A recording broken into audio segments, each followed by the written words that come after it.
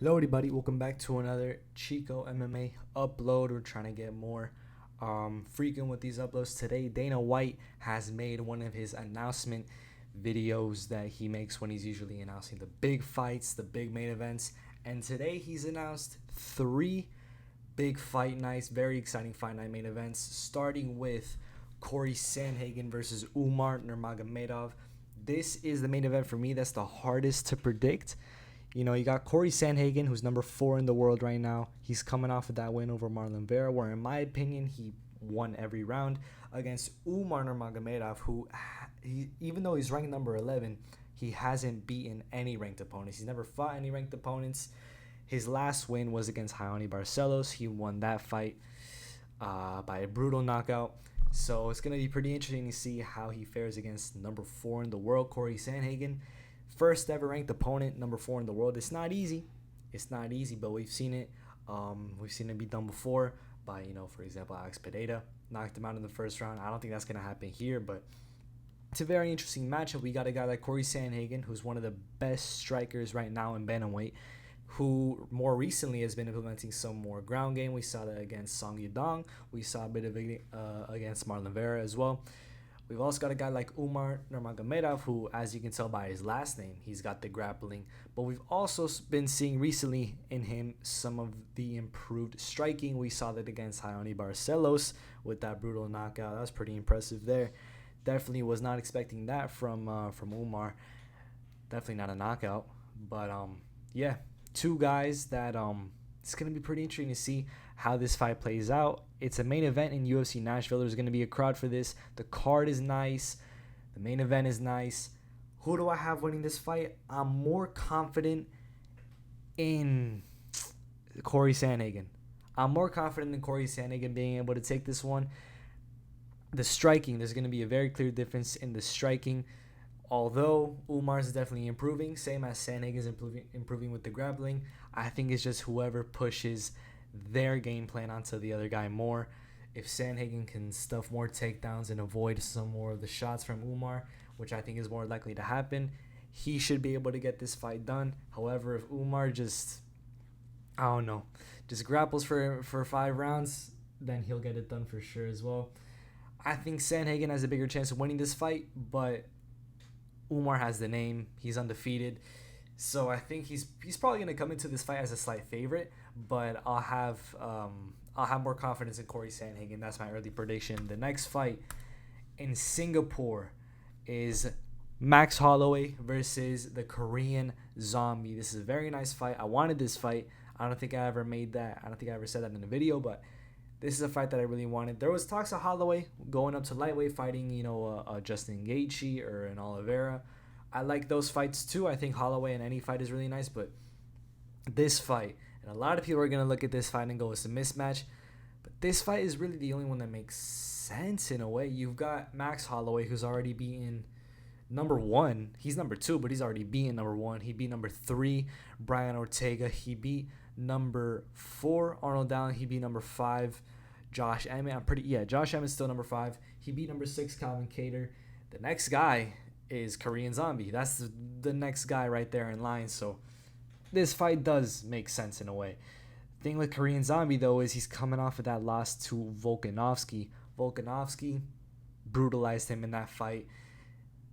If you've seen it, go watch it if you want, but you're probably gonna want to click off as you go on watching that fight. It was a pretty brutal showcase by Volkanovski.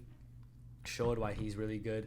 Korean Zombie, I don't know how he's gonna come back. We know he was meant to fight earlier this year in February against. It was rumored it was gonna be against Ilia Topuria, but that fight didn't happen because of a shoulder injury from Korean Zombie. The whole card was moved from Seoul, South Korea, to the Apex. We all know what happened there. Everybody was talking about that card and how bad it was. Yeah, not a great time. But this matchup, I like this matchup, honestly. But who do I think is going to win? Holloway. I think a lot of people, Holloway's going to come in as a pretty big favorite for this fight. And I think he's just going to dominate for another 5 rounds. I think TKZ retires on this night. I think for sure he's going to retire after this fight. Probably win or lose. Win or lose, he's going to retire, I think. But I'm very confident that Max Holloway is gonna take this one. Maybe TKZ has a moment in the first round, or maybe in the later round. Maybe he wins the first round even, but I don't I don't see Holloway not winning, you know, anything less than 49-46. 49-46 is like the furthest it's gonna go from a Holloway win. You know, I expect a 50-45 or a 49-46 on maybe one scorecard. That's the way I see this fight going. But I hope it's not like a brutal. I hope it's not super. I hope it's not too bad of a beating towards the Korean Zombie. I hope it's a good fight that is entertaining and all that. But I will be going towards a Max Holloway win. Now this one is the most interesting one for me. Ciryl Gane, number 1 heavyweight in the world, contender that is, versus Sergey Spivak, coming off of that win against Derek Lewis in the first round submission. Very impressive win, by the way. Got a couple takedowns in there. Just completely ragdolled Derek Lewis in the first round and then made him tap out. Pretty sure it was an arm triangle, if I remember correctly. That was that card that it was moved away from Seoul, South Korea, and then moved to the Apex. I talked about that for the last fight. That was that fight, Spivak versus Derek Lewis. That became the new main event. It was rescheduled after it was canceled previously in November. Now he's fighting Ciryl Gane. The thing for this one for me is it's really interesting because Ciryl Gane, in my opinion and in many people's opinions, is one of the best strikers ever to live in the heavyweight division. He's one of the best strikers ever at heavyweight, but he's also got very, very bad wrestling. He was exposed for his wrestling against Francis Ngannou, who was never known as a wrestler, had never really tried the wrestling before that fight against Ciryl Gane. And then the John Jones fight was even worse. Way worse. People are forgetting how good Ciryl Gane really is just because of what John Jones did to him in that fight. In 2 minutes, quickly got a guillotine and submitted him. And that was it.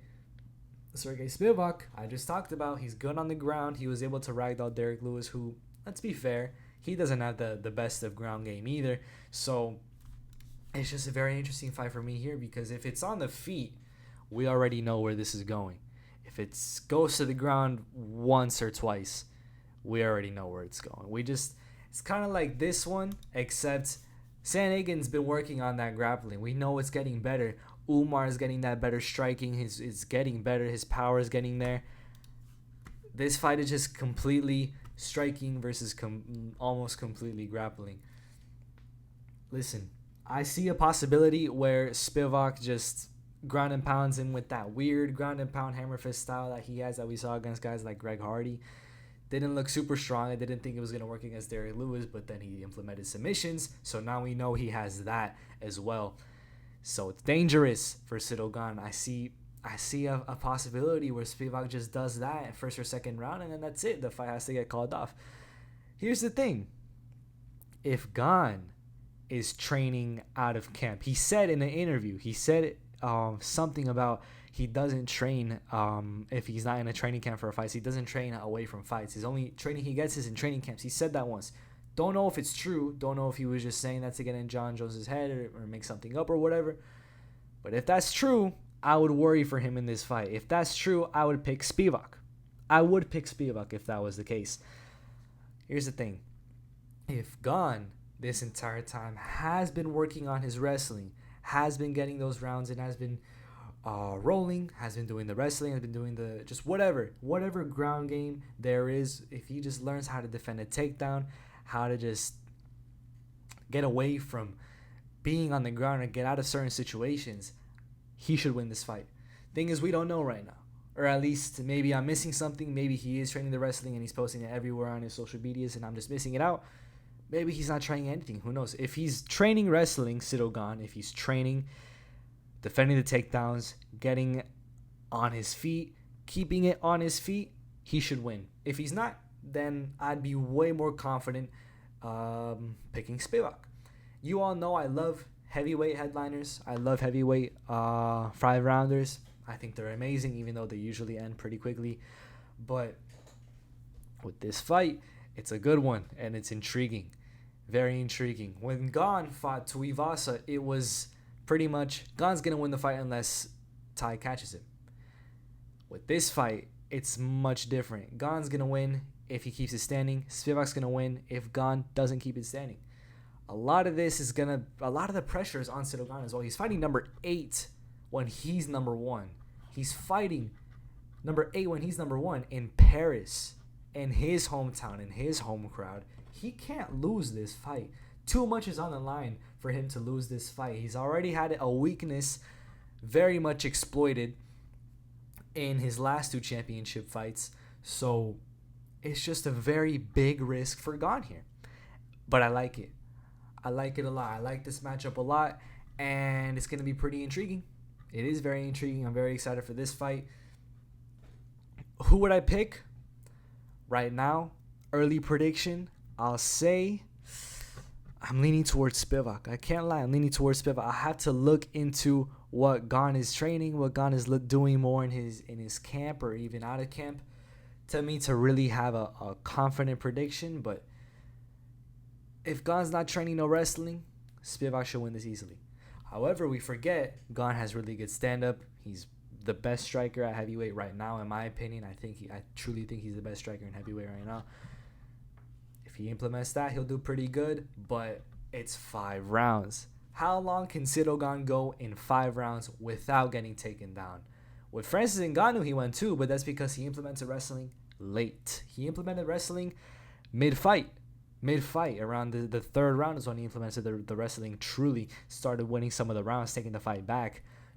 We've seen it. We've seen guys implement the wrestling late, with Gane winning the fight up to that point. Jon Jones implemented it right away. Got the submission right away. Again, that's Jon Jones, not Sergey Spivak. Jon Jones could probably do that to most guys. Probably most guys. For sure most guys, actually. I don't know why I'm saying probably.